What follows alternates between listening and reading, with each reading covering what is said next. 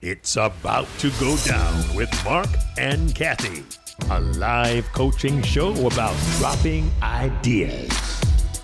Marc and Cathey coach and have conversations with brilliant idea creators who are reimagining the world through the expression of their words, thoughts, and action.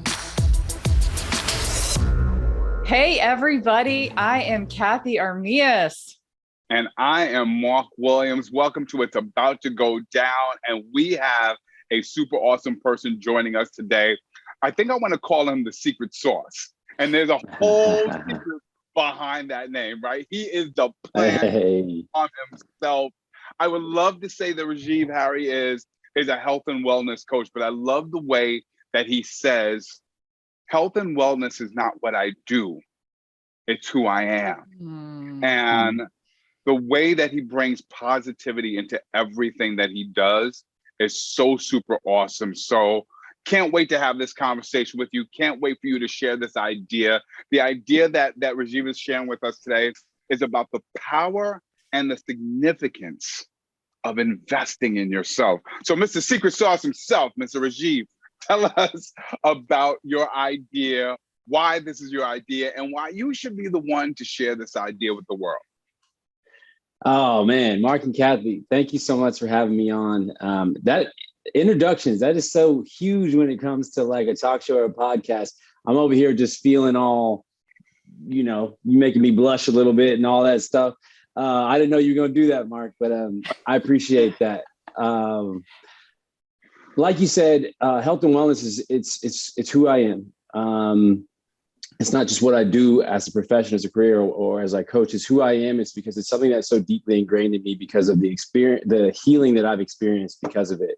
And so when that happened, that transformative time period in my life, when that happened, I was just so inspired and encouraged to help others experience the change that I experienced. And that was through health and wellness, and a whole full circled holistic approach, whether it's mindfulness, nutrition, recovery, education, relationships, all those things that just contribute to our overall well-being.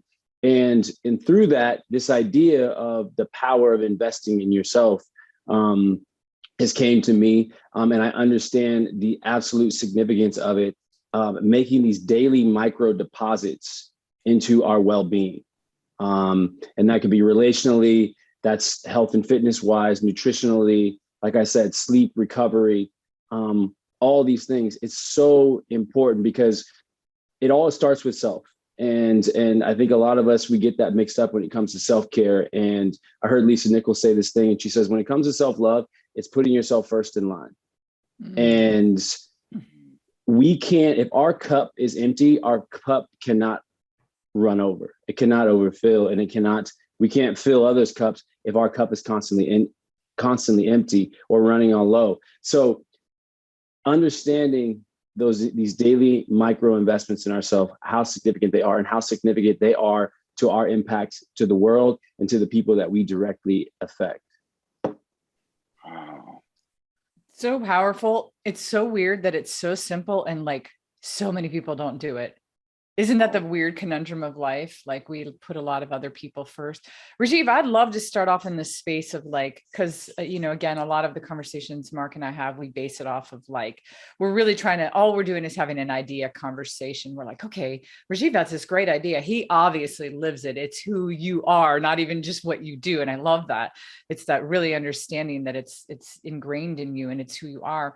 A lot of these conversations are like, how do we further this idea? So if you were giving a TED talk tomorrow, that's kind of always where we base, like, how would we help you, say this? So on that note, I have a question for you. Why do you think it's so hard for people to put themselves first? Let's start with like why do people not do it? Well, I think it's so easy for us.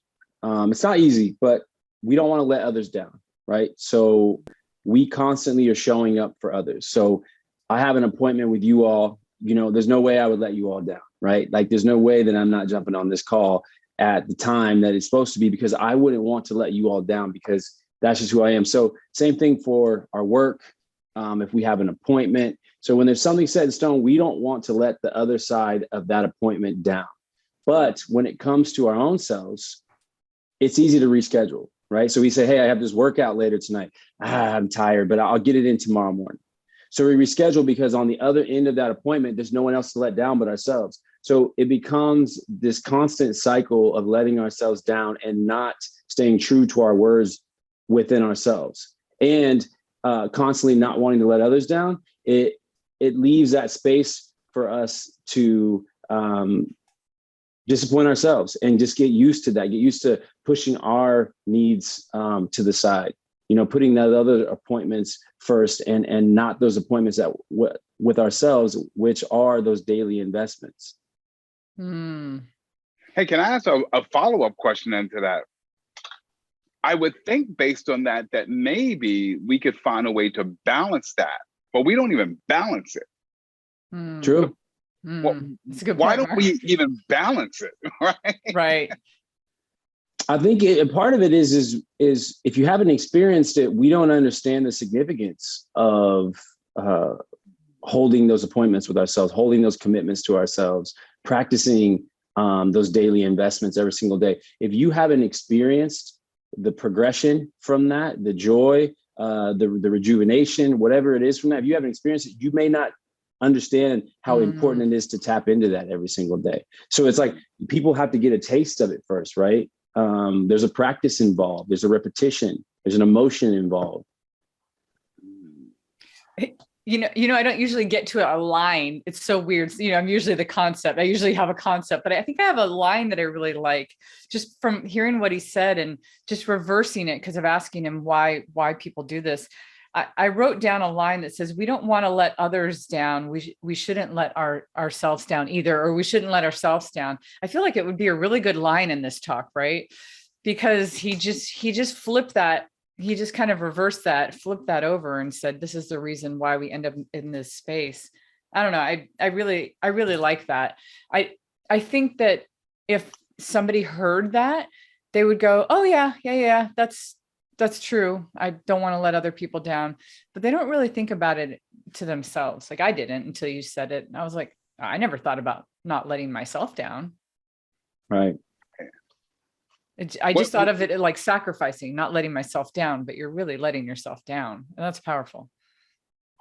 Would you help us out as we build on this idea, right? I'm thinking about people in your audience and they're thinking, okay, yeah, I don't want to let others down. I shouldn't let myself down, but I don't even know, like, how do I do it? How does that work? Like, how do you make sure that you are on your schedule? Mm-hmm. One of the main things is prioritizing, and it's having clear boundaries, clear and set boundaries with yourself. Like part of my journey, I would say no to clients in the morning. I would say no to opportunities. I would say no to things because I knew that the morning was my self-development time.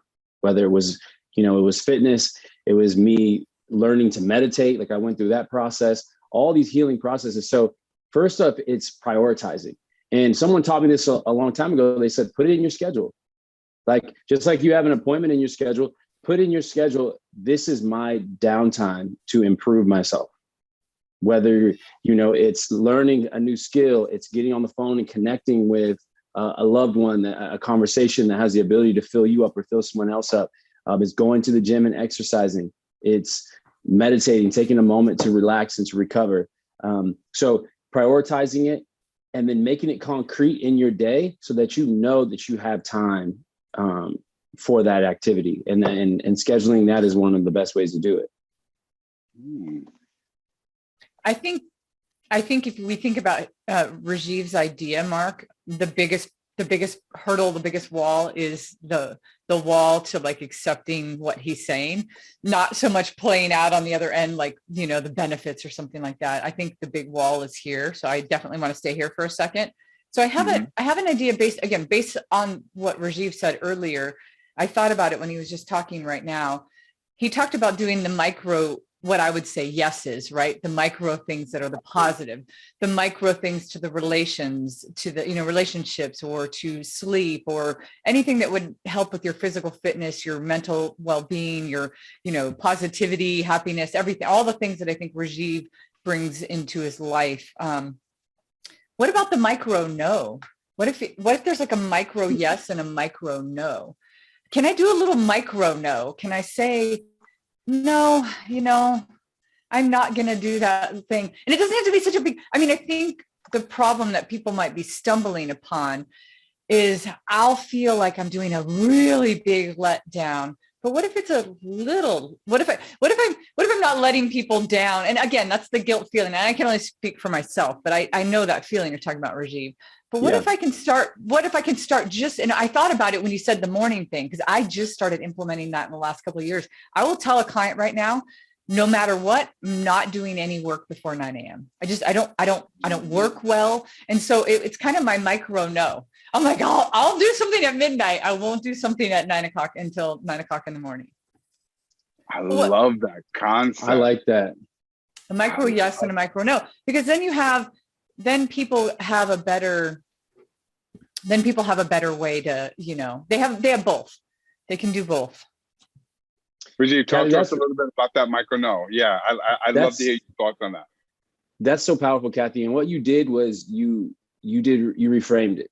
You reframed the letting people down, and you made you made this term letting people down, which can cause shame, right? It can invoke shame in us, and which could lead us to not wanting to let people down even more, right?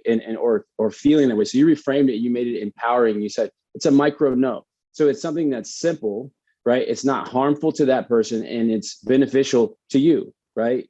So I think that's really powerful what you did, because then it empowers people to set those clear boundaries and say, hey, no, that's not going to work today. Let's do it another time. I've got a date with myself, So I like that. It's more so empowering language, and that's a big part of making those decisions. Yeah. Because then okay, good. Now that we established that there's something in here that I think could be a good, an easy to follow concept, right? What if, because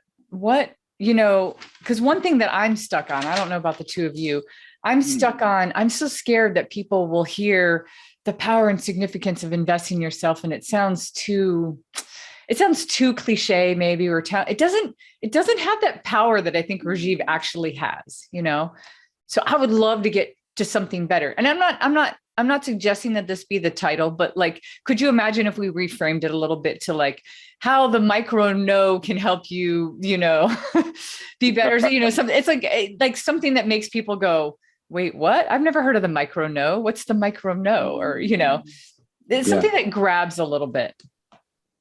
Yeah.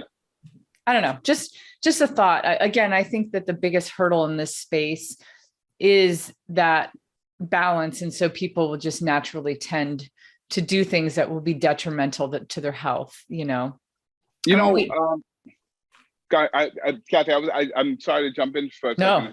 Just wanted to explore that for a second and ask Rajiv, you gave an example of a time when you've used the micro no, right? Do you remember maybe one of the first times, or one of the most memorable times, when you might have uncomfortably said no so that you can invest in yourself? I can't remember a specific time, but I remember various different times, and it was hard. It was hard at first, because I feel like another thing is you don't want to feel like you're missing an opportunity. And it could be an opportunity to serve, right? To give value. It could be an opportunity that could be advantageous for your career, or something like that. So there's a little bit of that fear of missing out, right? And so you feel that, but a friend of mine, his name's Kevin Carroll, amazing human. He said, you create an abundance in your life where saying no becomes sexy.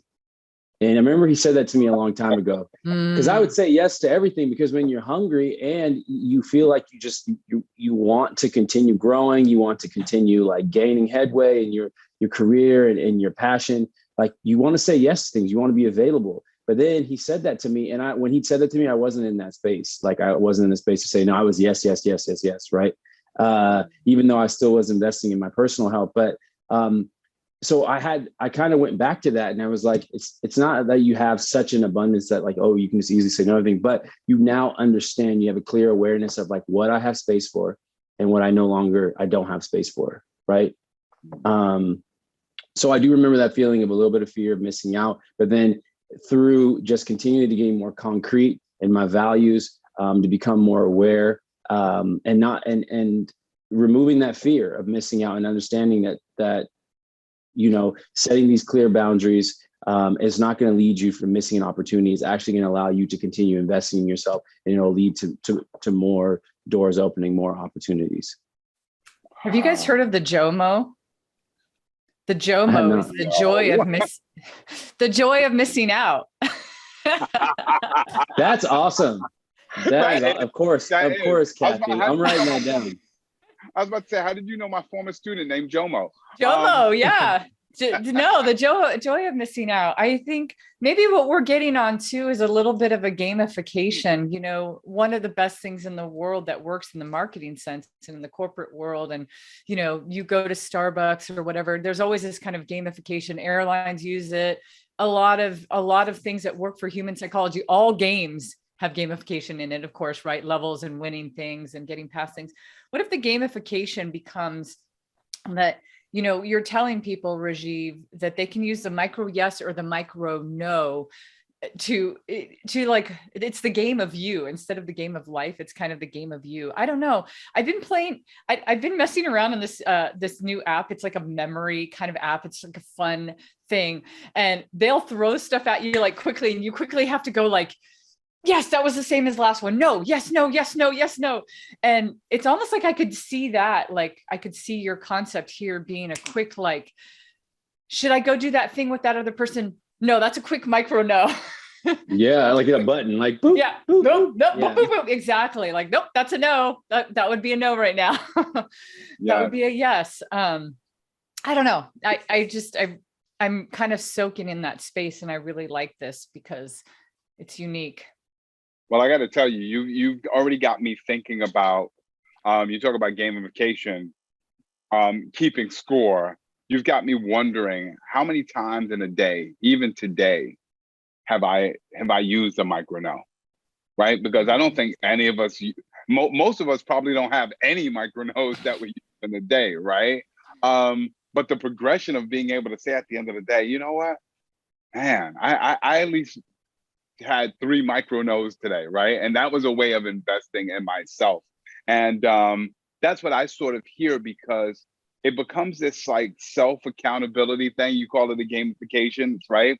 It becomes a self-accountability thing of just kind of keeping track of how many times I say no for myself. So I don't know if keeping track of it like that is what you mean, but I like the idea of, he started with investing, Marc, right? And then you just said it too. Okay, let's do a scenario here really quick.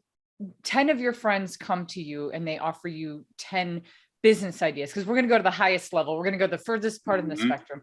10 people come to you and they say, invest $1,000 or $10,000 in my business. And you look at all 10 and you go, yes, no, no, no, no, no, yes. Like, we actually are doing that with our time. We just don't know it. We're investing in somebody else's business, into somebody else's life, into somebody else's family. Every time we say yes, we are actually investing. If we only have 100 microchips every day, I don't know. I'm totally doubling down on this concept, but if you have 100 microchips every day, what are you using them towards?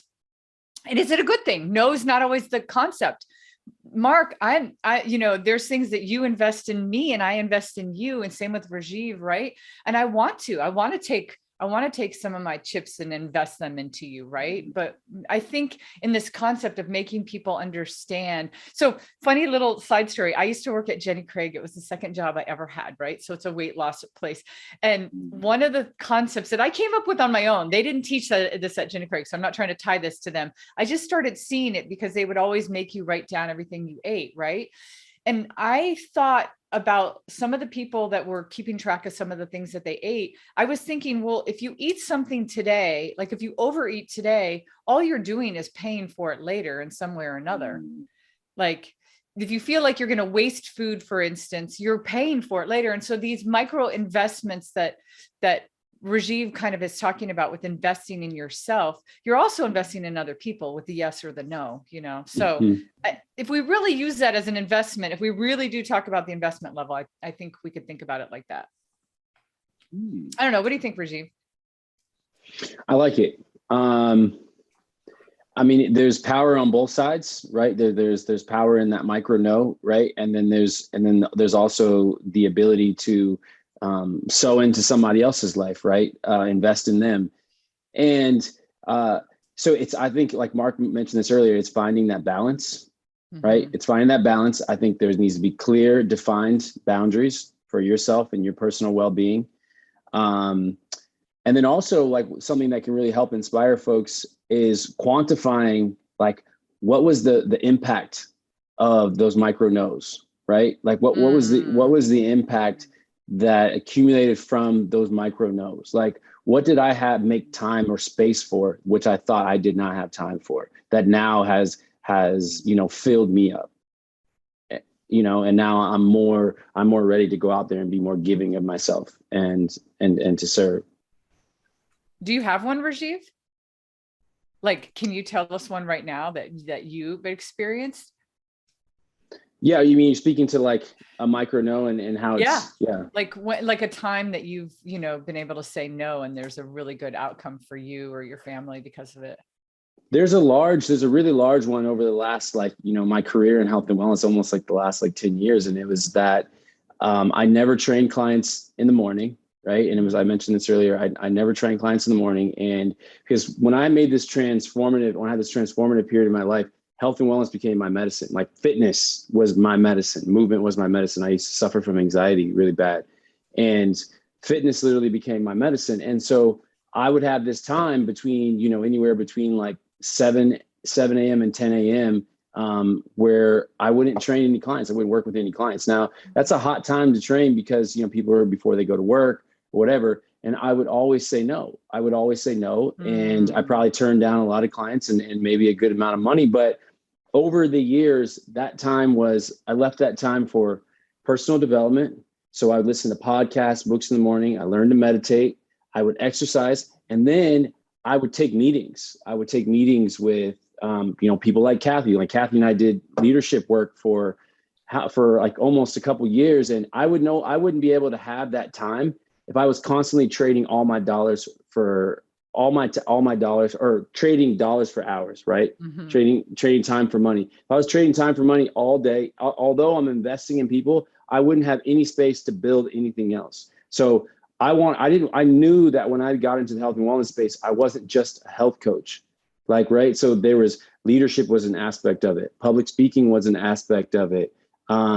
Business development, entrepreneurship was an aspect of it. Connection is something that has filled me up. So me having the ability to meet with a friend like Cathey, go on a walk with another friend, get on a phone call with someone across the country, like all those things have helped make me who I am today.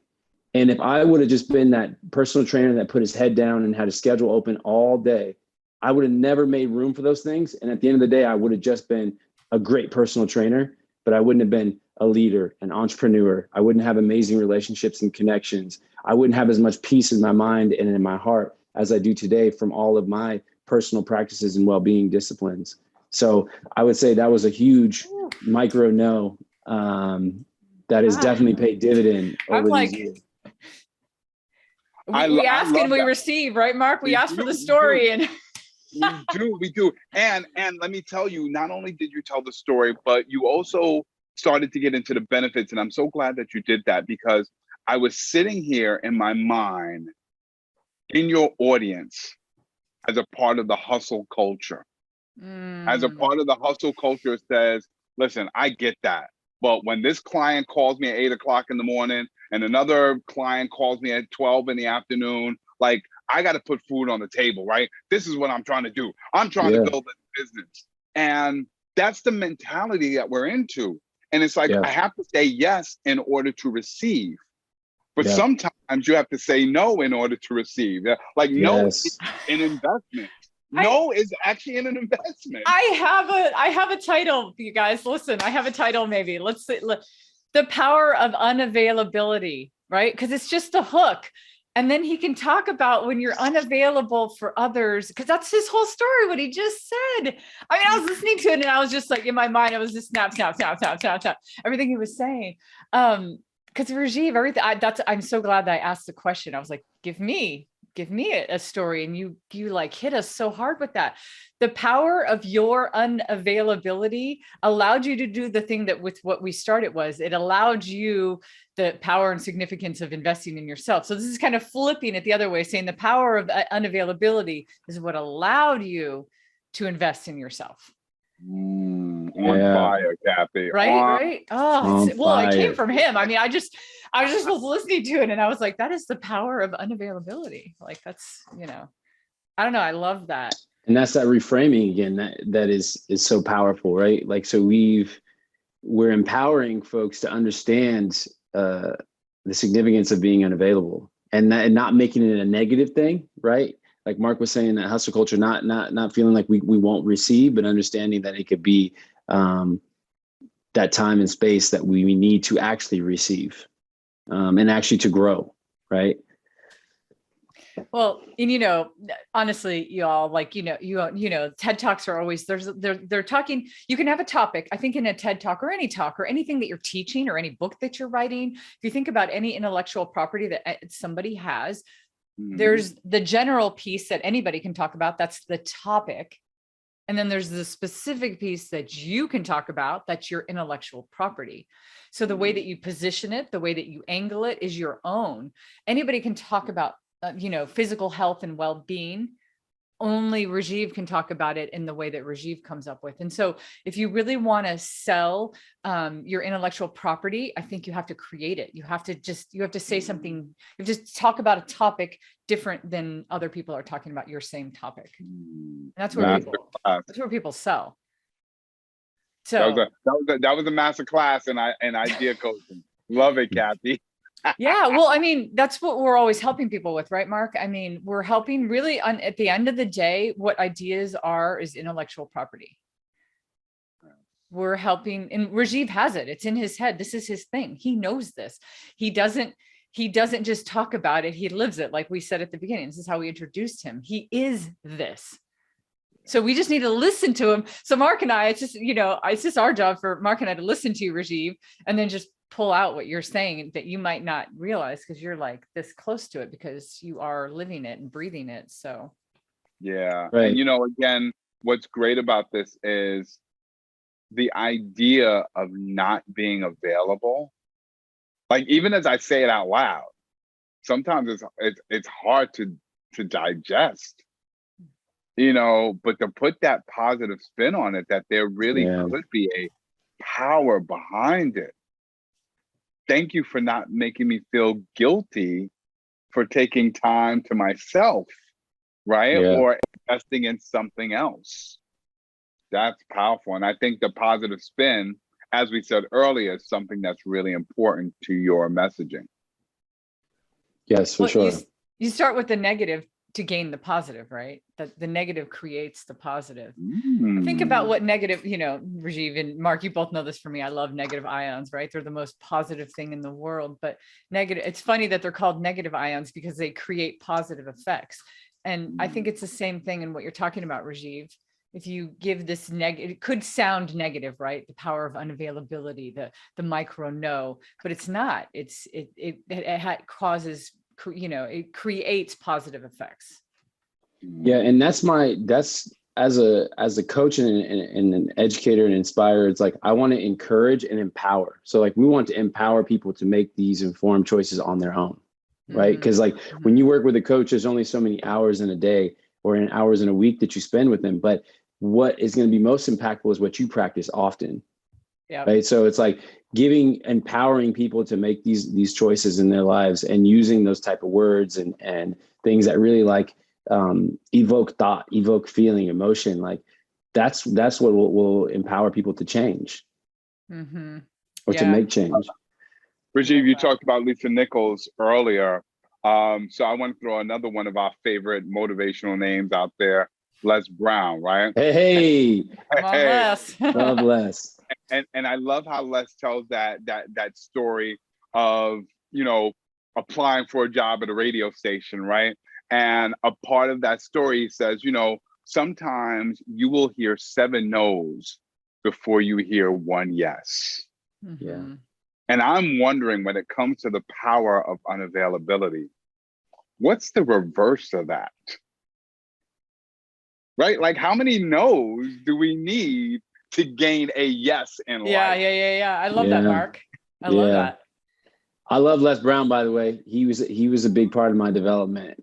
Quick story on that. Like when my wife and I, we were dating back then, she introduced me to like some of these, like Les Brown, Tony Robbins. And so we'd be on a road trip, and instead of listening to music, we start listening to that. And it started getting in my mind and then getting in my heart. Right. And so he was actually, his motivational talks were a big part of my development and me developing my mindset and kind of zest for life. Cause you know, Leslie said, you got to be hungry. Yeah. That's Mamie Brown's boy. Oh, I love that. Les Brown's amazing. I love that, Marc. That's such a great question. It's like, how many no's to create? How many micro no's would it take, you know, to create the yes? You've created some like for Rajiv, the way, if I just take what you just said and then I take what Rajiv just said, he had to say no over and over and over and over the years of saying, nope, I'm not even going to take exception. The morning is my morning. I could make lots of money here. But his using, you know, sticking to this power of unavailability and using the no, look at all of the things he was able to listen to, things like Les Brown. He was able to bring in personal development, physical development to his body and, you know, time meditating and everything. And he was able to gain so much. Yeah. And especially the compound effect of those no's were so great. So I love that. I love that you kind of flipped what Les Brown said and flipped it the other direction. That's pretty cool. That's really cool. Like we said, we're just listening to our man Rajiv here, and he's just inspiring thoughts and the wisdom of some great people. Rajiv, I'm curious, because you said something earlier that rang with me, and you talked about how you want people to experience what you have experienced. What has been, and I know you listed a couple of things, but, you know, again, just speaking to the hustle culture out there, what would you say is probably the single greatest yes or benefit you've gotten from investing in yourself? What would be that example that would really speak to those who are still a little apprehensive to make themselves unavailable? I mean, the big overarching thought or thing that I acquired, and I would say self-identity. Even as a kid, as a young man, I struggled with my identity. You know, even in my own skin, right? You know, growing up where I grew up, and then as a young man, before I had this transformative period, like I was out on the scene. I was out there, you know, partying and doing my thing. And I didn't have this true confidence, this true identity of who I was, but I always was doing okay. And honestly, that just being okay was a form of personal suffering. You know, it was that fear of embracing something new. Right. And through these micro no's, like I explained over the years, was I started to develop my own identity and who I was, and it couldn't be taken away from me. And it was something that was so deeply ingrained in me that like I woke up on fire about it, and you didn't have to force me to do it. Like an alarm clock didn't force me to do it. Like I was literally changing and evolving in this identity, and it felt so good to be comfortable in my own skin. It felt so good to say, no, I don't want to go out and party on Thursday night because I have a workout on Friday, because I knew I was going to get up and thrive at that workout. I was going to go out there and I was going to be, for one thing, I was going to be winning those races. And then I also was going to be slapping fives to the people coming behind me. Right. So like, and I was no longer respected for the cool guy who dressed well, who had a neat haircut, but it was now like Rajiv's about that life. Like that felt good.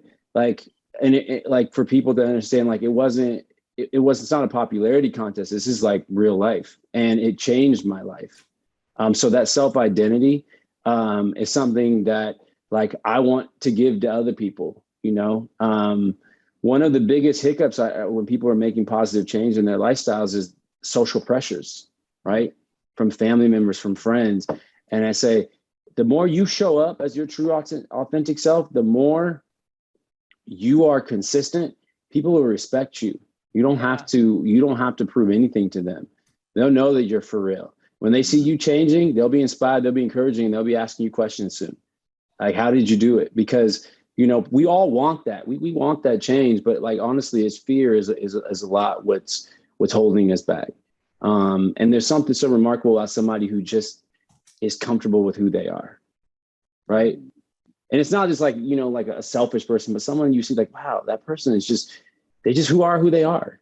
You know, you can't even describe what it is. It's not that they're kind of this. It's just like they know who they are. And they're not trying to be somebody else. And I appreciate that about them. Oof, I love that. Oh, there's another line I pulled out of what Rajiv said too, that I think this is a powerful line. Rajiv, if you were giving this as a talk, I would definitely like hold this one high. And I'm going to say it first how I heard you say it. I pieced it together a little bit. And then I'm going to say it how you could maybe say it a little bit more general to an audience. You said, I was doing okay, and it was a form of personal suffering. But what if you said, I'm doing okay, you know, like to the audience, right? If you're just doing okay, I'm doing okay is a form of personal suffering. I mean, right? Like that was so powerful. How many people are doing okay? So many more. I'd say more people are doing okay, quote unquote, right? Than not okay. And so a lot of people are just okay. And Rajiv, you just reminded me of I have a story of a childhood friend that I met her when I was in we were in elementary school, and she had a really rough home life. And, you know, she had to do a lot of like lying and stuff, like to just kind of survive in life, you know? And at one point when we were in like junior high, she just decided, I'm not going to be that person anymore. And nobody believed her. Everybody's like, oh, you're out there hustling, lying, doing all these things, just always like manipulating. And she's like, I'm just not going to be that person anymore. I don't like, she got to the point as what you were talking about, Rajiv. And you know what happened? Of course, nobody believed her at first, but you know what happened? She did it. Every day she showed up and she was that person every day. And then pretty soon, it wasn't even like a year later, you know, in junior high, it feels like it's 100 years later, but you know, by the next school year, everybody, like she had transformed into this other person that she showed up as her authentic self, like you were saying. Yeah. And then everybody was like, oh, that's who she is. Yeah. And so it is kind of funny that you could have been that partier, right? You could have been that guy that, oh, Rajiv's so fun. Oh my God, it's so fun to hang out and party with him. And then all of a sudden you were in that, I'm sure in those moments when you were transferring to who your true self was, there was a lot of people around you that were like, hey, where's the fun Rajiv? You know, like you probably got a lot of crap for it, right? I did. Right? But then at some point now, those people, even, you know, if you know some of those people now, they're like, oh, we know what Rajiv's all about. Yeah. So I love that too. I don't know, to me, Marc, that was powerful. I got to tell you, I want to piggyback on this, especially as an educator dealing with young people. Yeah. And the idea, Rajiv, of you going and extending this message to young people Yeah. who are in the habit of not making themselves unavailable to the social pressures, the peer Yeah. pressures, the digital pressures, and all Yeah. Yes. because Yes. we are now in a day and an age where unavailability almost seems to be non-existent, right? Totally. Yeah. Right. Like even when we think we're saying no, we're really saying yes to something, right? Yeah. As you touched upon it. True. And especially at a young age, what are they making themselves available to? Right? Again, the social, the peer, the digital pressure. And I can just tell you from being in a school environment, how that is so negatively weighing upon our children and how it is actually helping them to have serious, like drastic self-identity issues. Yeah. Yeah. The idea of getting them and encouraging them to use these micronodes, to use the power of unavailability, to separate themselves for a while so that they can identify who they are, because that self-identity piece that you just shared was huge. So Yeah. I say that to you that because we talk about TED Talks, and a lot of times our TED Talks are in front of these adult audiences who show up. And I got to tell you, there's a lot of educators out there now who are incorporating TED Talks into their classrooms. And so I just want to take this as an opportunity to let you know that you've got an even wider audience that you can reach that really need to hear this message. That's awesome. You guys are blowing my mind. I know this has gotten so deep. But I love that though, because I'm inspired to share, right? I'm inspired to share a story. And then I love the way you all reframe, repackage things. And that's what you all are so talented at what you do. Because it's powerful. You feel and you hear these like new, subcategories and ideas being birthed from this main idea that we had. We see the reframing to empower folks, to bring them in. Right now, you're saying now there's a wider net you can cast the young people, which I'm extremely passionate about because I struggled with that identity as a young man and made a lot of poor decisions that led to my personal suffering for many years. Right. When I say personal suffering, most of the time it's self-inflicted. Right. Like you said, it's not saying no to those social pressures because we don't understand who we really are. Right. We haven't set those boundaries. We haven't defined those core values. Maybe we didn't have that modeled to us. We don't have that influence in our life. A mentor or something to help lead that way. All we see is the digital pressures, the social pressures, what they're wearing, what they're doing, what they're drinking. And as a young person, I understand how it can be extremely, extremely difficult to not fall by the wayside and fall into those bad habits that lead to our self-inflicted personal suffering. Wow, you guys, my mind is blown right now because when we first started talking about this in the micro-no and the power of unavailability, I was still laser focused on what Rajiv does. And it's a pretty wide net, even where Rajiv's talking, because you're talking about all the things that create your health and well-being. But then Marc, when you said like the kid thing, you blew it open in my mind, because then I was like, this becomes now a social thing, like to be able to say no to peer pressure and you're right. I could see that. I feel like a TED Talk, if a 16-year-old in Tokyo can't listen to it and go, oh, that applies to my life, then, at least for a TED Talk, it's not wide enough. Like, how can your idea impact a great number of people? How can it make a social impact, a social change? But now the conversation that we're having too, which Rajiv gives you the freedom to, if you take this messaging and you run with it, you have the freedom to use it as the center for what you're doing and what you're talking about. But then you have the power to use it for whatever you want, or you could even use outside examples to strengthen the power for what you're specifically using it for. You know what I mean? So if you're talking to a bunch of adults, but you're like, hey, but for your kids, think about the power of the micro-no or the unavailability. And then you're like, now use it for yourself. Like, you're showing them how they could use it with their kids. I mean, if you tell Marc that he can do something good for his kids, he's on it. Right, Marc? I mean, Marc's like, so it could even be that. Oh, my mind is just blown right now. I'm in such a good space with that. I know. I'm like, I got all kinds of ideas flowing and things coming up. I thought about this with Les Brown. Staying on Les Brown was the importance of motivation, because he's a motivational speaker, right? And we know that like like works without action is dead, right? Like, so motivation without action is nothing, right? But he said that what the power of motivation is, he said, because in that moment that you are receiving it, you have the ability to stop your limiting beliefs, put a halt to your limiting beliefs, and receive and take in whatever it is. Now, what you decide to go do with it is on you.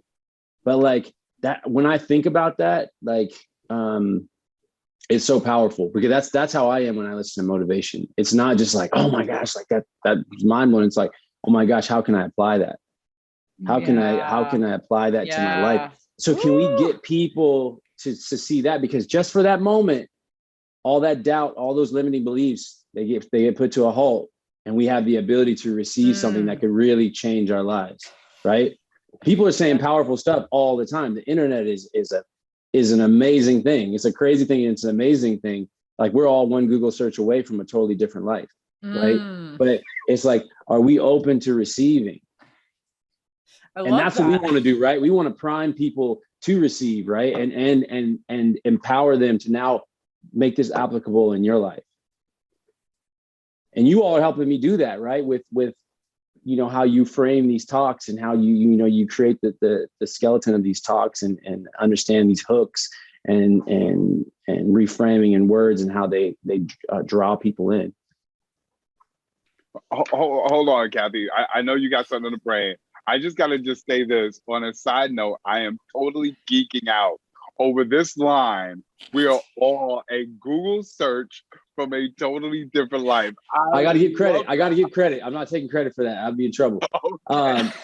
Mel Robbins said that. I know I've heard it before, but a little different, but yeah. But you see, and that's like what we learn, what we take in, we practice, it shows up in our life. Like I read that book, 5 years ago.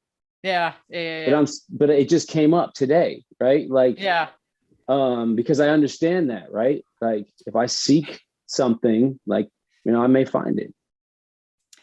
That's also the confusion sometimes. And this is, if somebody does this accidentally, when you become the purveyor of great information and motivation, you're seeking it all the time. Sometimes there's a big blur as to what, like, you don't know where you heard something. You're like, did I come up with that? Or did I hear it? Like, did someone else say that? Or did I hear it and I really took it to heart and put it to action? So I love that, Rajiv. Yeah. I don't, Marc, I know you and I both were like blowing up at that. I think regardless of where it came from, I think that all of this has started to like really come together. And I don't know, I can see a really powerful space here, Rajiv, that people need to hear. You could be, in my mind now, I can see you as the unavailability person. Like, you're talking about that.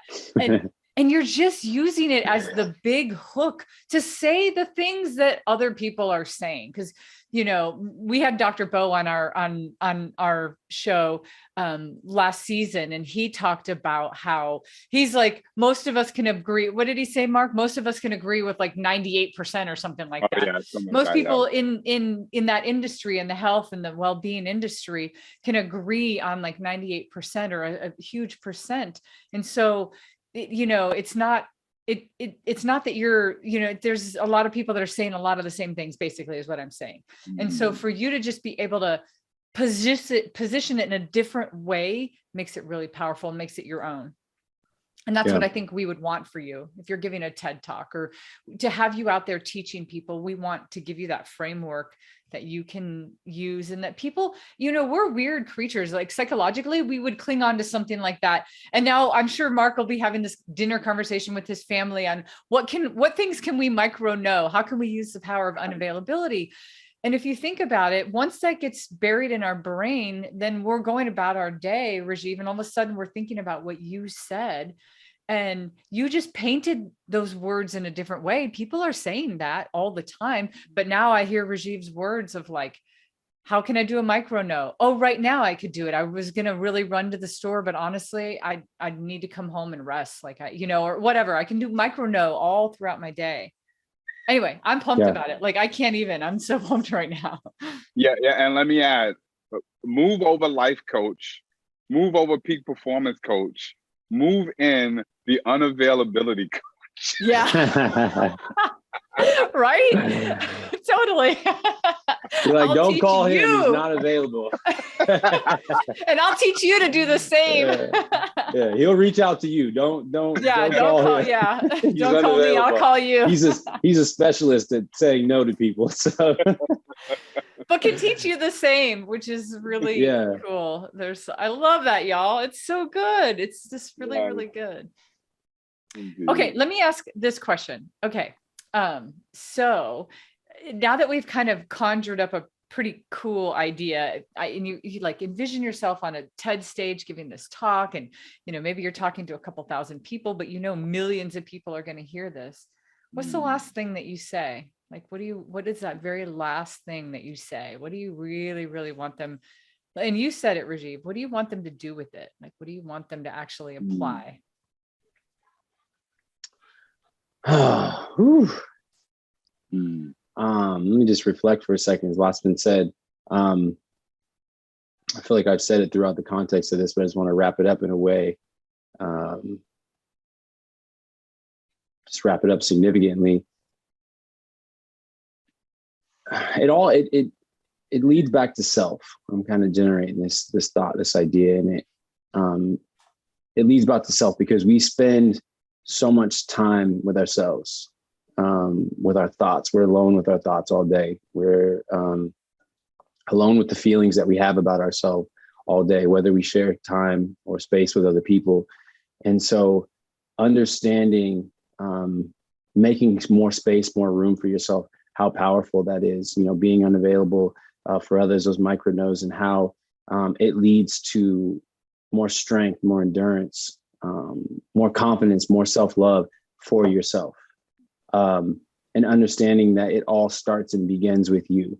And you have the ability to impact and influence many more and serve many more and help many more when you start with self. Oof. I love that. Yes, I love it.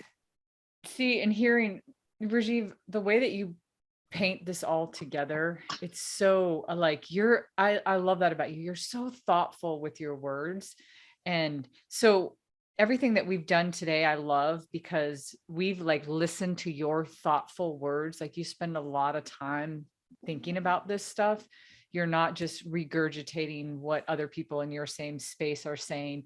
You've taken a piece of you and brought it into it, saying, here's how it's transformed my life. And, you're very thoughtful about this. And what I heard you just do right now, because I was trying to test it on for size as well, too. I was thinking to myself, if he started with the micro no's and the power of unavailability, does it make a genuine connection to what we originally started with, which was the power and significance? And it did. Like when I heard him say that, he just wrapped it back up and went back to us. And it all goes back to self. It all goes back to like, you have to be alone with your thoughts. You have to be okay with your decisions. And I just love that. Ooh, it just feels so good to me. I love it. Yeah. This is an inspiring conversation. Yeah. What were you going to say, Marc? I was going to say that I agree because the line that I wrote down is you can serve so many more people in the end when you start with yourself. Yeah. And the whole idea that it's so hard for us to make ourselves unavailable because we want to be there for other people, and really keying in on that desire to be there for other people. You just wrapped it up in a way that reassured me that I can still be there for other people if I just take a moment to start with myself. Yeah. So I love how it bookended in that statement. I want to add one more thing to maybe not to continue in this conversation here, but one more thing for you to consider, Rajiv. You could even take this a step further. And I love doing this with ideas. You have an idea and at the top level, everybody hears it and goes, oh, that's a great idea. But how can you layer it to go deeper and deeper? And I think another layer deeper that I just thought of when you said all those things at the end, because you really, my brain just started firing off when you were saying all that stuff. When you say no to somebody also, you're doing it for yourself, but you're also doing it for them many times. Think about how many times we tell somebody no. Even children are probably the best example. If you I can't tell you how many times when my kids were younger, they would like be like, oh, I want to help you make dinner or something. I'm like, no, I'm going to do it because I don't want stuff all over the place. And then the more I thought about it, I was like, okay, that's bad. When you tell somebody no, sometimes you have the power to either make things better or worse for them, right? And so sometimes too, you can consider the other person saying no to somebody instead of just doing something for somebody can be better for them. Yeah. Because then they have to learn how to do it. They can't rely on you. They don't always have people. So that might be another layer too. I like that. Yeah. Nice. Ooh. Woo. I'm ready to say no. Well, so Rajiv, our big question that we always try to figure out at the end, we're always kind of like, okay, we had this conversation. It's went so many different directions. It's fire. And like, how has this idea transformed since we started? Like in your mind, how has it transformed for you? This has been incredible. Like I'm over here having that like spiritual feeling, like when I'm like sharing, because it's like this combination of sharing my personal story, which is liberating, right? And then also the thoughts and ideas that all come full circle with this idea that you all have helped extract out of me in this conversation. And it just adds that layer, those layers of significance and understanding of how powerful this is and how much there is to this, and then how to like pack it up into like a small bite-sized but impactful package that people can receive and then go and apply. So, right, I feel like when it comes to receiving, we have to break down layers within people, right? So we have to break down those layers so then that they no longer have their guard up. They're just like, oh, this could be for me, right? And because what we want them to do is walk away and make change, right? Mm-hmm. Walk away and practice. So yeah, it's just added just those layers for me. Of the depth that we've added to it is just been incredible. I feel totally the same. Marc, I feel like this conversation has actually been one of these conversations that I feel like impacted me. I mean, I'm going to walk away and I'm not going to be able to not think about this. I'm not going to be able to not think about how and when I should show up as unavailable, become an unavailability pro, being able to use a micro no and a micro yes. And then even just where you started, Rajiv, with the investment, I can still see it in a bigger picture as investments in myself and investments in other people, and to not always just invest in myself, to invest in other people sometimes. So I love this. And Rajiv, I can't wait to see what you do with this. And I can't wait to see this idea continue to evolve and to see where you end up, because you're doing I'm inspired to share it. I am like, I want, and Marc, I want to go talk to the young folks. Like they need it the most. Like, honestly, that's on my heart. And I would love to wrap this up in a package and take it to young people, because they need this. It's that thing that could literally change their whole life trajectory. It could break generational strongholds. Like, I know the power of that. So I don't know, that's just what's on my heart as I leave this conversation is the young people, and how to package this up to get it to them. Well, sounds like we got a future conversation, my friend, to have. Come on now, Marc. Yeah. Awesome. Okay, Rajiv. So, wrapping up here, how can people find you? Because you've just inspired so many people. So where can they find you? Where can they follow your work? Okay. So I'm on Instagram at it's Rajiv.Harry_. And then I just launched my new plant-based sauce company, which plant-based eating is about investing in yourself. So plantbomb.com, www.plantbomb.com, plant.bomb on Instagram as well, because again, we're trying to encourage and inspire folks to step into a lifestyle that could be a blessing to them. And that's what Plant Bomb's about, and connecting them with these sauces. So that's where you can find me for the most part. Marc, I got to send you one of these. This one's my favorite. I'm gonna send you something, Marc. I got you. All right. Yeah. Right. Yeah. Oh, and for everybody else out there, you can find Marc and I at it'sabouttogodownshow.com. If you have an idea and you want to share it and you want us to do what we did with Rajiv today, which is explore it, rip it apart, kind of see what really the golden nugget is and take those layerings that we talked about, reach out to us. Or if you know somebody that you're like, they really need to talk about their idea, reach out to us. And until then, everybody, and today, it's about to go down.